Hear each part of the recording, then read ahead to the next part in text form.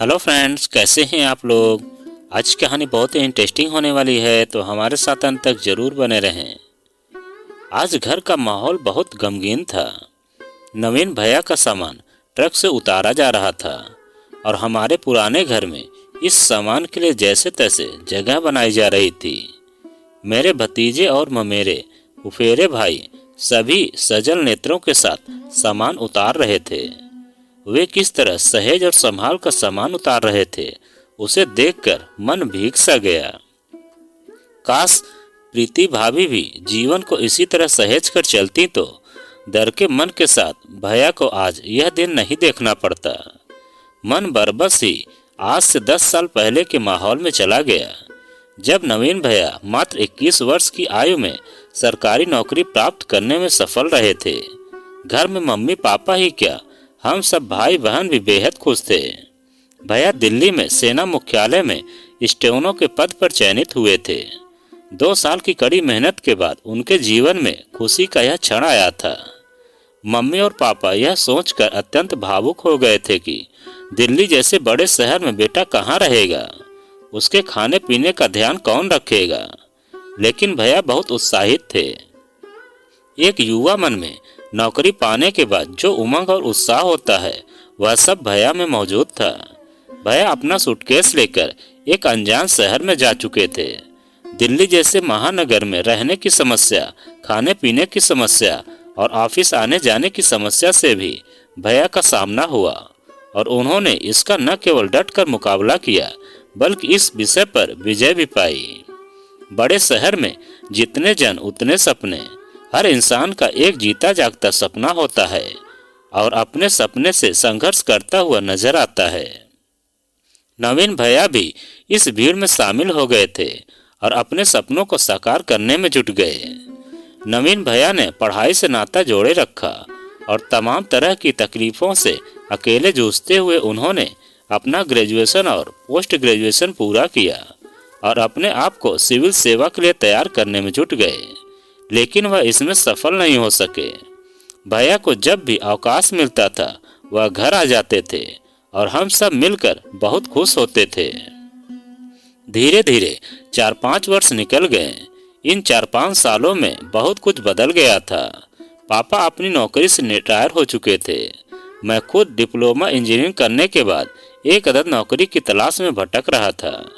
उधर भैया भी अपना जीवन स्तर उठाने के लिए संघर्ष कर रहे थे। हम सब बहुत ही खुश थे और जिंदगी ठीक ठाक चल रही थी। नवीन भैया के सरकारी नौकरी में होने की वजह से उनके लिए जगह जगह से शादी के रिश्ते आने लगे थे। भैया बेहद स्मार्ट एवं सुडौल शरीर के मालिक थे। उन्हें ऐसी लड़की चाहिए थी जो पढ़ी लिखी, सुंदर व तेज दिमाग वाली हो, ताकि दिल्ली जैसे शहर की सच्चाइयों के साथ जीत सके और साथ ही भैया को अपनी परिपक्वता से कुछ सुकून के पल दे सके, क्योंकि अब वह संघर्ष करके पूरी तरह थक चुके थे और प्यार की अपनत्व भरे सहयोग की शीतल छांव में थोड़ा विश्राम करना चाहते थे। नवीन भैया की यह तलाश वाराणसी जाकर समाप्त हुई। शादी बहुत धूमधाम से हुई। शादी में दोनों परिवारों ने दिल खोलकर खर्च किया था। शादी संपन्न होने के बाद सभी अपनी अपनी घर गृहस्थी में रम गए। भैया भाभी बहुत खुश थे।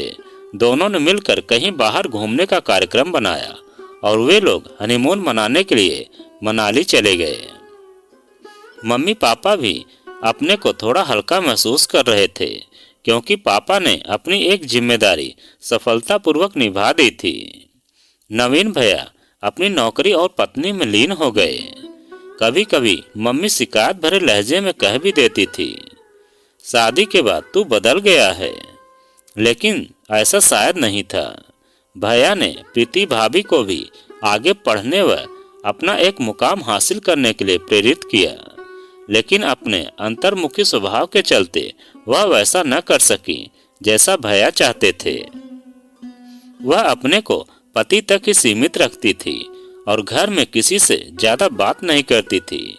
यहाँ तक कि मम्मी और पापा से भी वह बात करना पसंद नहीं करती थी। नवीन भैया सदैव प्रीति भाभी को खुश रखने का प्रयास करते थे। उन्हें न केवल सारी सुख सुविधा देने का प्रयास करते, बल्कि भाभी की हर इच्छा को पूरी करना अपना कर्तव्य समझते थे। अपने प्रति भैया का यह लगाव भाभी ने उनकी कमजोरी समझ लिया और फिर पूरे षड्यंत्र के तहत वह सब किया जो आज की आम बात हो गई है। नवीन भैया के घर आने पर वह किसी को कुछ नहीं समझती थी, लेकिन हम लोग नवीन भैया के डर से चुप रहते थे और सोचते थे कि थोड़े दिनों के लिए ये आए हैं, जैसे रहते हैं रहने दिया जाए, क्योंकि दोनों अपनी जिंदगी से खुश थे और उनकी खुशी में ही हम सब की खुशी थी। प्रीति भाभी हमेशा अपने मायके वालों को ही सब कुछ समझती रही और उनके अंदर कभी इस परिवार के प्रति समर्पण व त्याग की भावना नहीं जागी। जब वह शादी करके आई थी, शायद उनकी शिक्षा ही ऐसी थी कि उनका दिमाग सदैव इसी बात में लगा रहता था कि किस प्रकार नवीन भैया को घर की तरफ से विमुख रखा जाए। नवीन भैया का वैचारिक स्तर काफी ऊंचा व सुलझा हुआ था। नवीन भैया और मम्मी की वैचारिक बहस में कभी कभी मतभेद हो जाया करता था और इस वैचारिक मतभेद का प्रीति भाभी व उनके मायके वालों ने बड़ा गलत फायदा उठाया। प्रीति भाभी को कभी भी हमारे परिवार के सदस्यों का सम्मान करने की शिक्षा नहीं दी गई। नवीन भैया भी प्रीति भाभी पर ही विश्वास करते थे, लेकिन प्रीति भाभी लगातार इसी विश्वास का फायदा उठाने में लगी थी और अपने घर वालों के साथ मिलकर नवीन भैया को उनके परिवार से दूर रखने का घिनौना प्रयास ही करती रही। प्रीति भाभी के मम्मी पापा व अन्य रिश्तेदार उनका लगातार दिमाग खराब कर रहे थे। वह इन बातों को समझ नहीं पा रही थी कि ऐसा करके अपने ही घर गृहस्थी में सेंध लगा रही हैं। नवीन भैया को उनके परिवार से दूर रखने की जो मुहिम चलाई जा रही थी, उसका पता उनको अपने ही ससुराल के एक अन्य सदस्य से लग गया और नवीन भैया ने अपने ससुराल वालों के यहाँ आना जाना व उन्हें महत्व देना बंद कर दिया। लेकिन जब तक प्रीति भाभी का दिमाग इतना खराब कर दिया गया था कि वह इससे उबर नहीं पा रही थी और उन्हें वही सही लगता था जो उनके मायके वाले कहते थे और आखिर तक इस मकर जाल से वह कभी नहीं निकल पाई। प्रीति भाभी का दिमाग इतना खराब कर दिया गया था कि वह नवीन भैया पर शक करने लगी। नवीन भैया की हर गतिविधि को शक के घेरे में रख कर देखने लगी और उनका दिमाग एक कूड़ेदान की तरह हो गया था, जिसमें कितनी भी अच्छी बातों को डाला जाए वह सड़ ही जाती हैं। नवीन भैया ने प्रीति भाभी को प्यार से कई बार समझाने का प्रयत्न किया और कहा कि अपना दिमाग ठीक रखो। प्रीति भाभी के संकालू स्वभाव के कारण नवीन भैया की परेशानी बढ़ गई और वह चिड़चिड़े हो गए। जब प्रीति भाभी प्यार से नहीं मानती थी तो धीरे धीरे उनके बीच झगड़ा होने लगा और उनका घरेलू जीवन एकदम नीरस हो गया। दोनों अकेले रहते थे लेकिन खुश नहीं थे। नवीन भैया प्रीति भाभी को अपने हिसाब से रहने को कहते थे, परंतु प्रीति भाभी का अहम बहुत ही चरम पर था। उन्होंने नवीन भैया की कोई बात न मानने की जैसे कसम ही खा ली थी। नवीन भैया को अपने सपने टूटते से लगे और धीरे धीरे यह बात घर के बड़े बुजुर्गों तक भी पहुंच गई। नवीन भैया को यह जानकर भी बहुत दुख हुआ था कि प्रीति भाभी के मायके वाले भी उन्हें समझाने को तैयार नहीं थे और लगातार षड्यंत्र रच रहे थे। नवीन भैया और प्रीति भाभी के बीच का तनाव इतना ज्यादा बढ़ गया कि उसे देखकर दोनों परिवार के सदस्य परेशान हो गए। प्रीति भाभी चोरी छिपे अपने मायके फोन करके उल्टा सीधा बताने लगी, जिसने जलती आग में घी का काम किया। समस्या के प्रति प्रीति भाभी के मायके वाले भी कभी गंभीर नहीं रहे और उन्होंने कभी आमने सामने खुलकर बात नहीं की और फिर वही हुआ जिसको सबको डर था। एक रात प्रीति भाभी दिल्ली जैसे शहर से अकेली नवीन भैया को बिना बताए ही अपने मायके पहुंच गईं। उनके घर के लोग पहले से ही भरे बैठे थे। उन्होंने नवीन भैया को सबक सिखाने की ठान ली। उधर प्रीति भाभी के इस तरह से अचानक चले जाने से नवीन भैया बहुत परेशान हुए और जगह जगह उन्हें ढूंढते रहे। प्रीति भाभी के मायके फोन करके पूछने पर भी उन लोगों ने नवीन भैया को नहीं बताया कि प्रीति भाभी उनके पास पहुंच गई हैं। अंततः प्रीति भाभी की गुमशुदगी की रिपोर्ट उन्होंने थाने में दर्ज करवा दी। इसी के बाद नवीन भैया के ससुराल के लोग उन्हें बर्बाद करने की सोचने लगे। नवीन भैया पर क्या बीत रही है। जब इसका घर के लोगों को पता चला तो कुनबे के बड़े बूढ़ों को लेकर पापा प्रीति भाभी को लेने उनके घर गए, लेकिन उन्होंने शायद फैसला कर लिया था कि लड़की को नहीं भेजना है। वहां सभी बड़ों का अपमान होता रहा और प्रीति भाभी पर्दे के पीछे से यह सब देखती रहीं। क्या मेरे घर के बुजुर्ग उनके लिए कुछ नहीं लगते थे?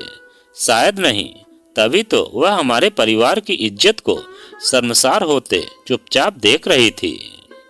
इधर नवीन भैया यह सोचकर बहुत ही परेशान थे कि जिस औरत के साथ वह पिछले 5 सालों से रहते थे और जिस पर वह अपनों से ज्यादा भरोसा करते थे, वही औरत उनके साथ इतना बड़ा विश्वासघात कैसे कर सकती है।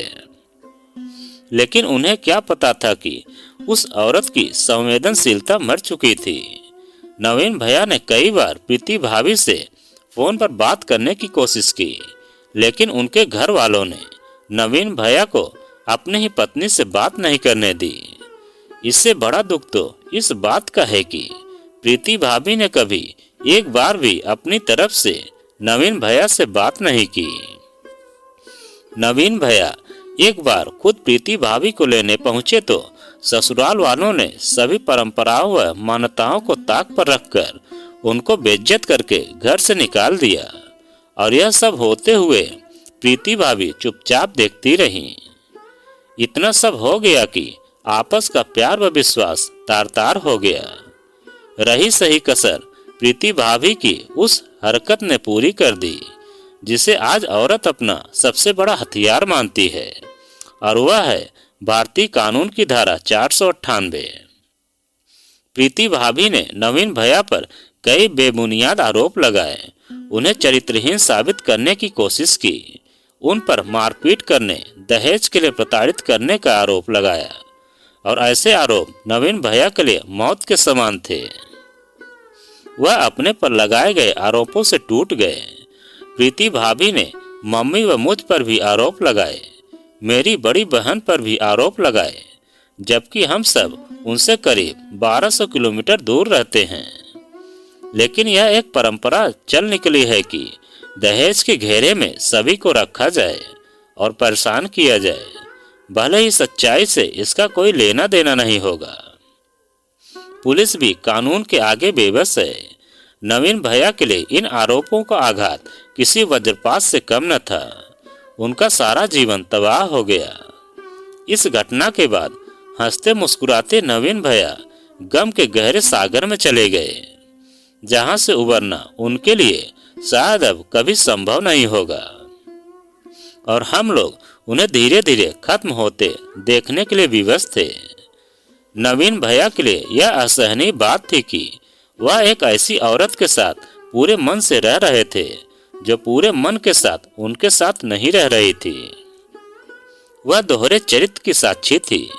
उनके दिलो दिमाग में नवीन भैया के लिए कितना जहर भरा था, यह उनके द्वारा लिखे गए शिकायती पत्रों से पता चलता है, जो कि उन्हें थाने में व नवीन भैया के ऑफिस में लिखे, और जिनके कारण नवीन भैया की सरकारी नौकरी चली गई।